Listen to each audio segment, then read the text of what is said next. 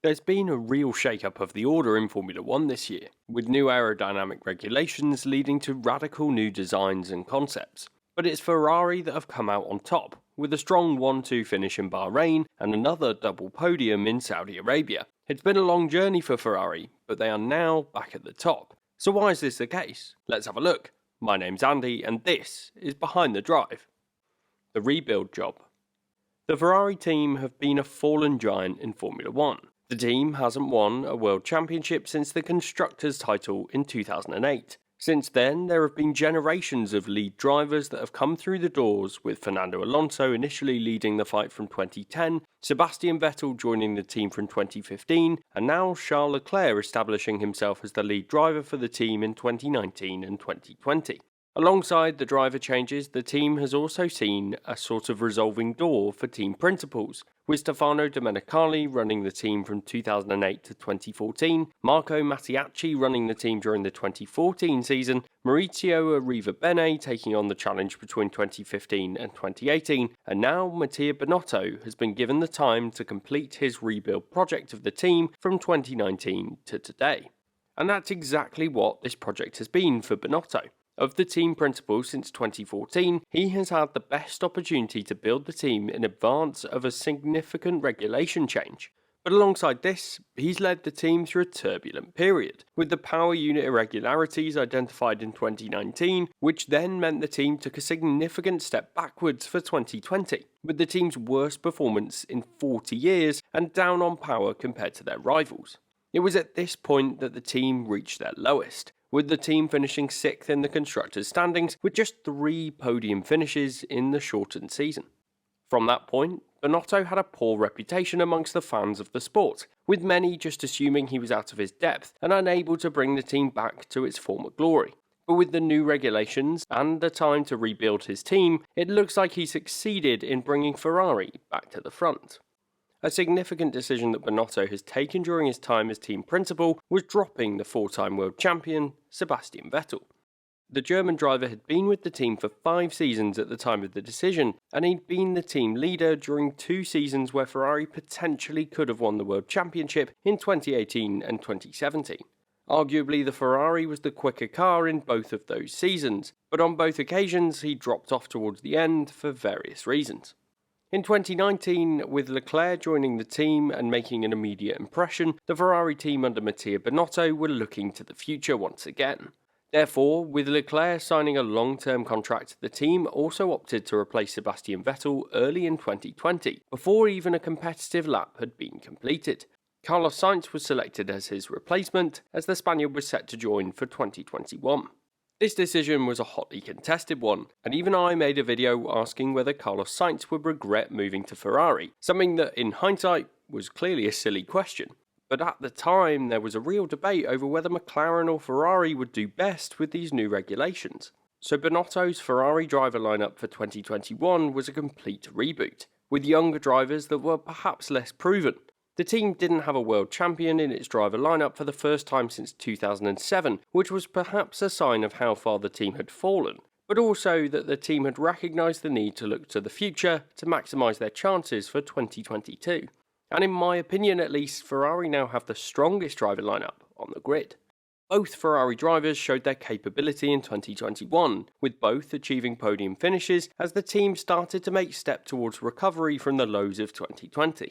They also work well as a team, often compromising their own races to support their teammate and the team as a whole. It was a good sign of things to come, and going into the new 2022 regulations, the Ferrari team actually had a significant advantage over the traditional front-running teams.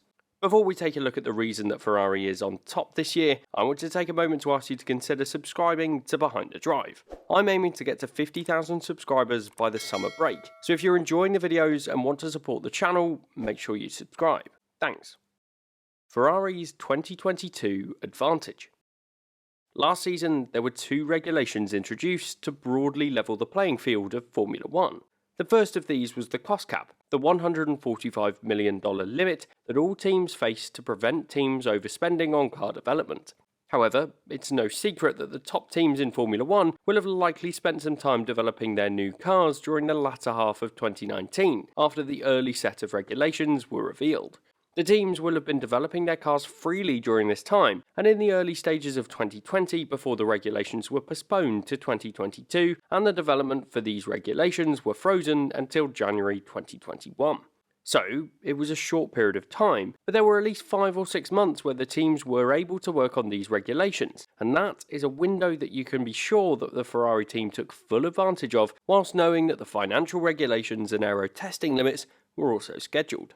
There were modifications to the final set of these regulations which meant that the team developments in 2019 and 2020 would not be so beneficial, but it's safe to assume that a good amount of information that they'd gathered during this time will have set them up for success when they got to the point of developing their new car in 2021. The second major advantage that Ferrari had for this season was their poor performance in 2020. The Ferrari team finished 6th in 2021, and that meant that they would have 41 wind tunnel runs per week for the first 6 months of the year, while Mercedes had just 36.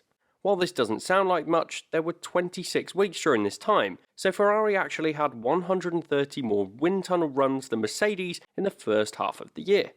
This is, of course, combined with the fact that Ferrari dedicated far more of their 2021 season to developing their 2022 car, while Mercedes were locked in a Constructors' Championship battle with Red Bull.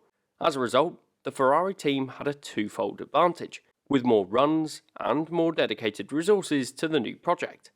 This advantage did reduce in the second half of 2021 after the aero testing rules reset midway through the season, when Ferrari were 4th in the standings.